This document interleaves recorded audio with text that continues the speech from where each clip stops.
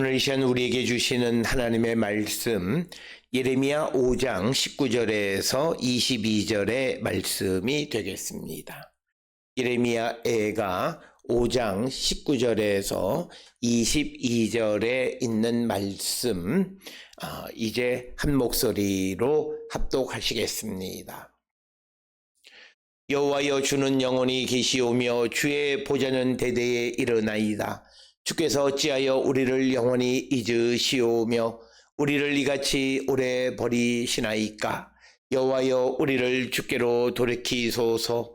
그리하시면 우리가 주께로 돌아가겠사오니 우리의 날들을 다시 새롭게 하사 옛적 같게 하옵소서. 주께서 우리를 아주 버리셨사오며 우리에게 진노하심이 참으로 크시니이다. 아멘. 오늘 우리가 함께 읽은 예레미야가 5장 19절로부터 22절에 있는 말씀은 이제 예레미야의 마지막 부분으로서 여호와께 회복을 요청하면서 여호와를 찬양하는 내용으로 기록되어 있는 부분이 오늘 주시는 본문의 말씀입니다. 예레미야의 마지막 부분으로서 특별히 여기서 강조하는 것은 이스라엘 백성들이 자기들의 회복을 간절히 소망하는 마음이 표현되어져 있는 어떤 기도와 같은 그런 내용이고, 이 말씀은 19절에 특히 강조하는 것이 지금 나라가 망하고 여러 가지 고난 속에 있는 그런 상황 속에서도 하나님은 여전히 우리를 다스리시는 영원한 우리의 왕이심을 인정하는 내용이 오늘 주시는 19절의 말씀이 되겠습니다. 특별히 오늘 주시는 본문의 19절에 보면 여호와여, 주는 영원히 계시오며 주의 보좌는 대대에 이르나이다. 그래서 하나님께서 영원히 다스리시는 분임을 인정하는 것이고, 바로 이 하나님의 통치를 인정하는 것을 바탕으로 회복을 간절히 구하는 것이 오늘 주시는 본문의 말씀이 되겠습니다.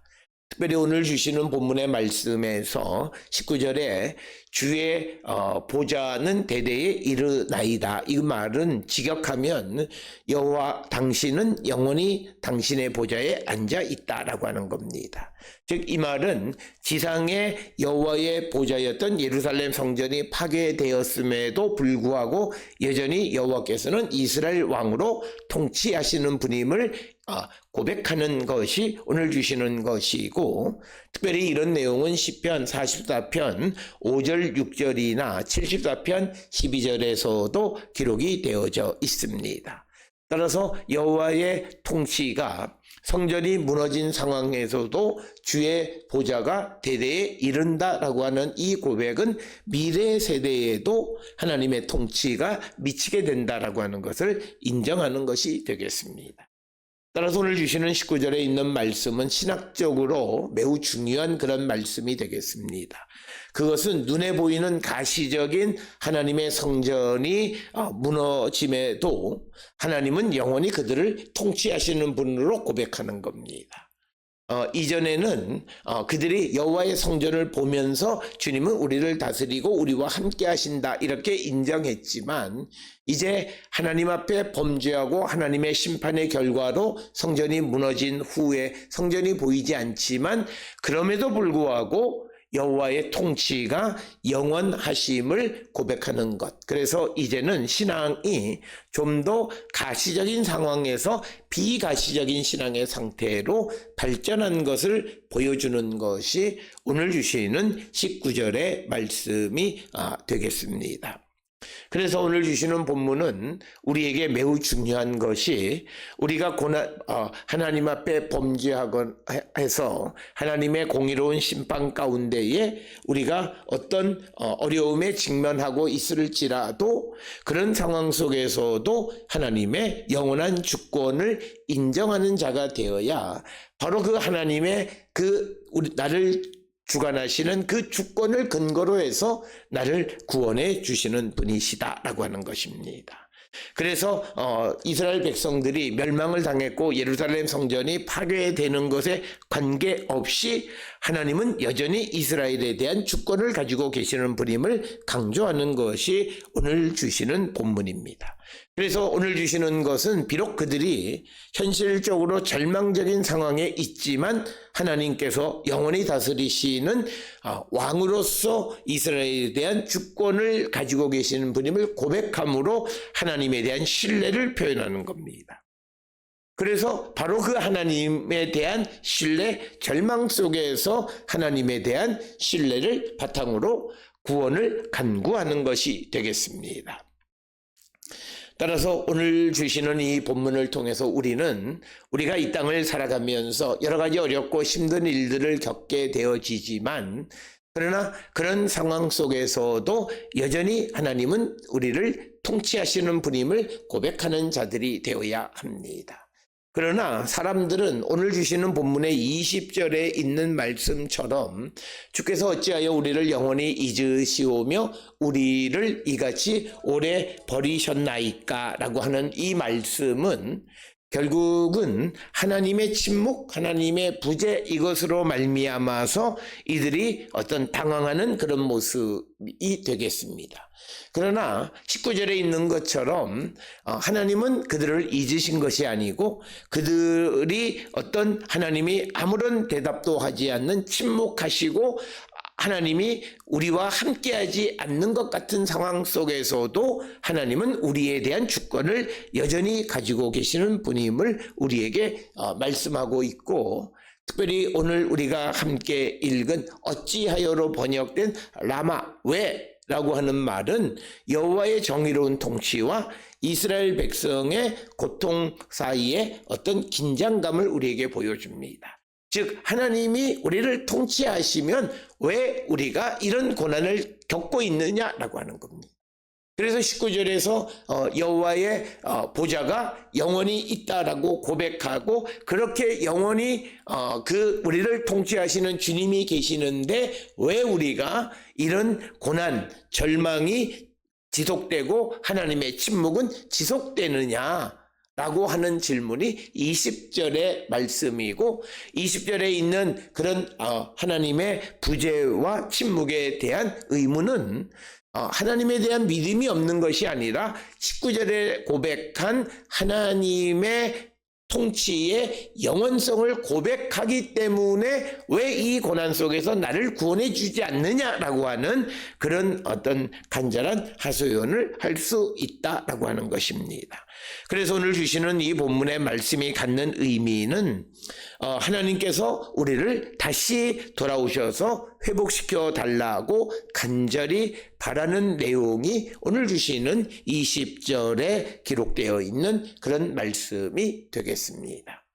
따라서 오늘 주시는 본문을 통해서 우리가 어떤 어려움 속에 직면하고 또 하나님이 계시지 않는 것 같고 또 하나님은 침묵하시는 것 같지만 그러나 하나님은 침묵하거나 그냥 모른 척 하시는 것이 아니라 우리를 그런 상황 속에서도 통치하고 계시는 분임을 우리는 고백하는 자들이 되어야 합니다.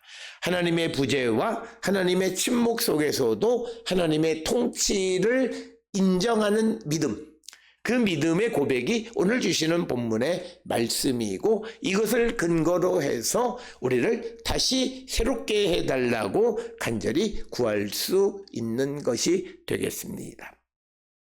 따라서 오늘 주시는 본문은 아주 미묘하게 하나님의 영원한 통치를 고백하고 그 영원한 통치를 하나님의 통치 아래 있는 우리가 왜 이런 고난을 당하느냐 여기에서 우리를 구원해 달라고 하는 하나님에 대한 신뢰를 표현하는 것이 오늘 주시는 본문의 말씀입니다.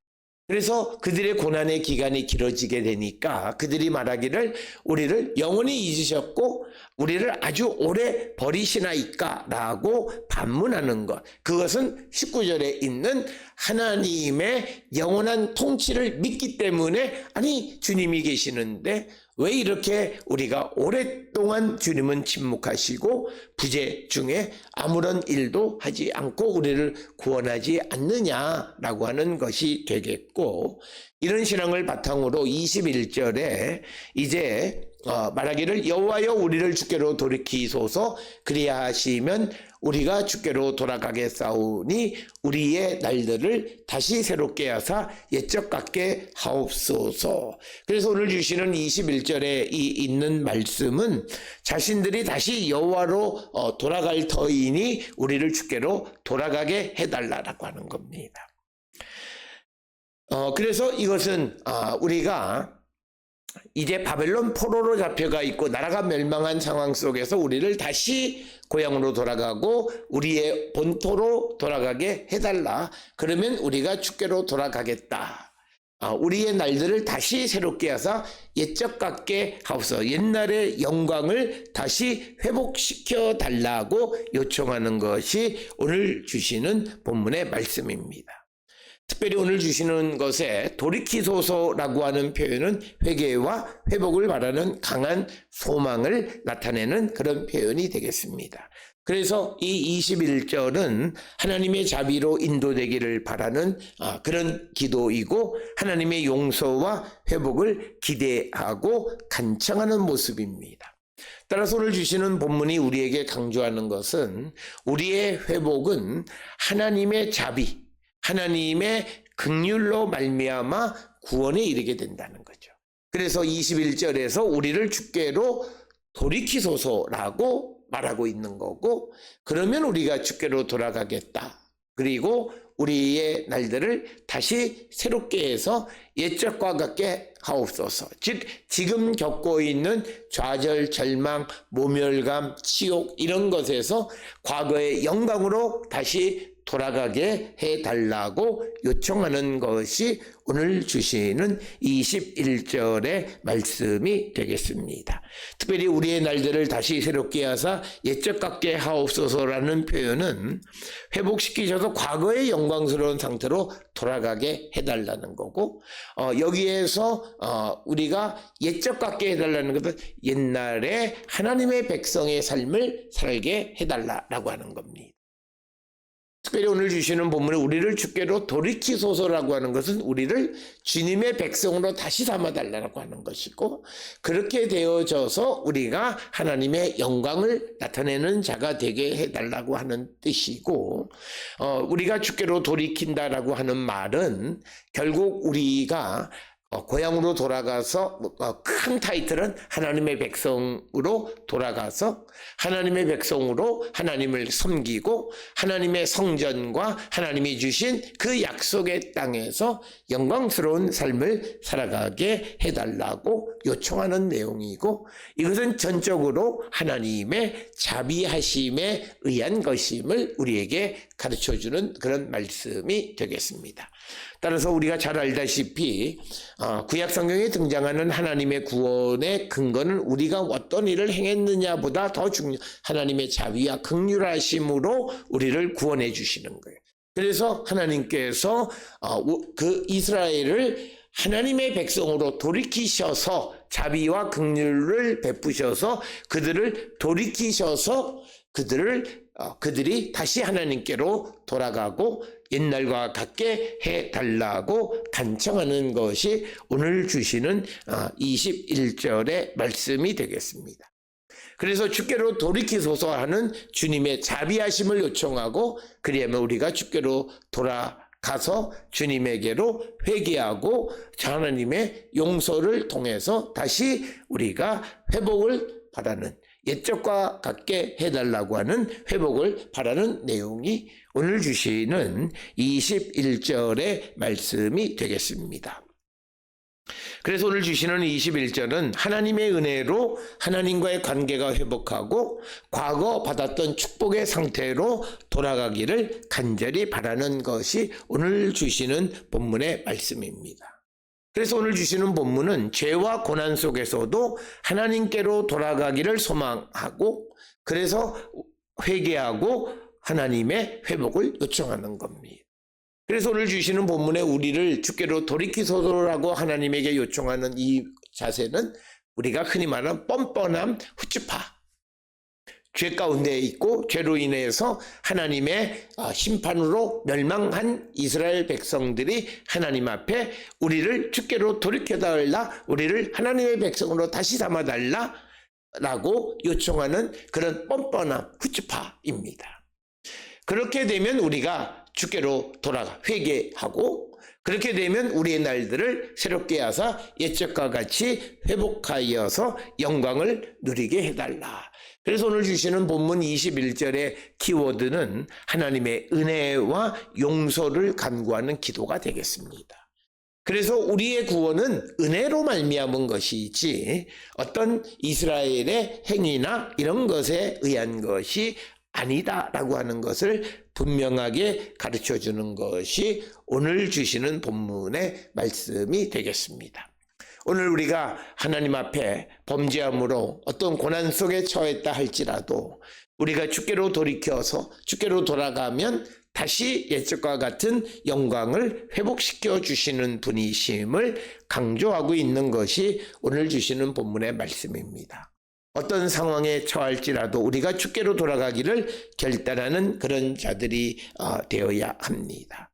특별히 오늘 주시는 22절은 우리가 해석하기 제일 어려운 건데 21절에서 그들이 여호와여 우리를 주께로 돌이키소서 그리하시면 우리가 주께로 돌아가겠사오니 우리의 날들을 다시 새롭게 하사 옛적과 같게 하옵소서라고 희망에 대한 낙관적인 선언을 한 다음에 22절에 주께서 우리를 아주 버리셨사오며 우리에게 진노하심이 참으로 크시니이다 라고 하는 어떤 비관적인 내용이 오늘 주시는 22절입니다.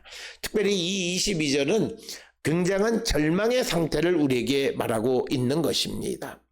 하나님께서 진노하시고 백성을 버리신 것 같은 상황에 대한 기쁜 어떤 표현이, 고통의 표현이 오늘 주시는 이런 22절입니다.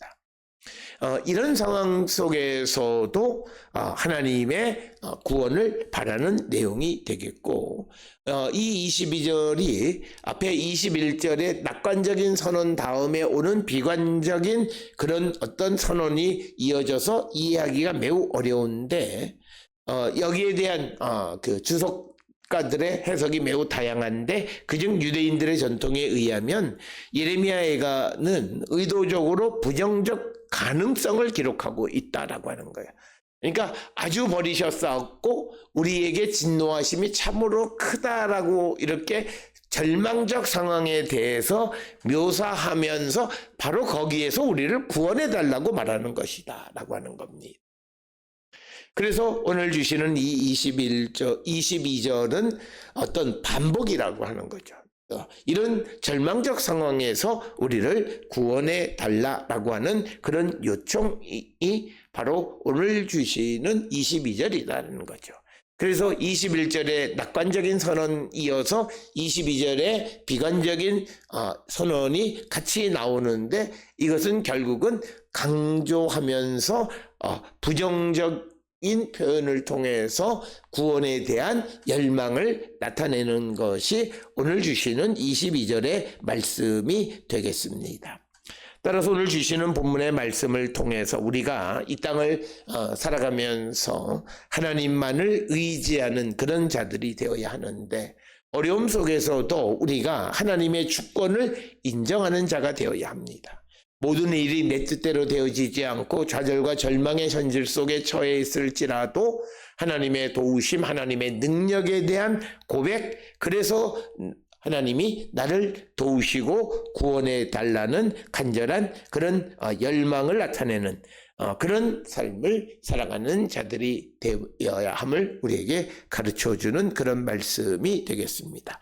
절망 속에서도 희망을 잃지 않고 하나님께 돌아가기를 바라는 이스라엘의 간절한 기도처럼 우리도 내가 지금 어떤 상황 속에 처해 있는 것이 중요한 것이 아니라 내가 하나님께로 돌아가기만 한다면 하나님께서는 우리를 다시 용서하시고 회복하시고 구원해 주시는 분임을 가르쳐 주는 것이 오늘 주시는 본문의 말씀이 되겠습니다.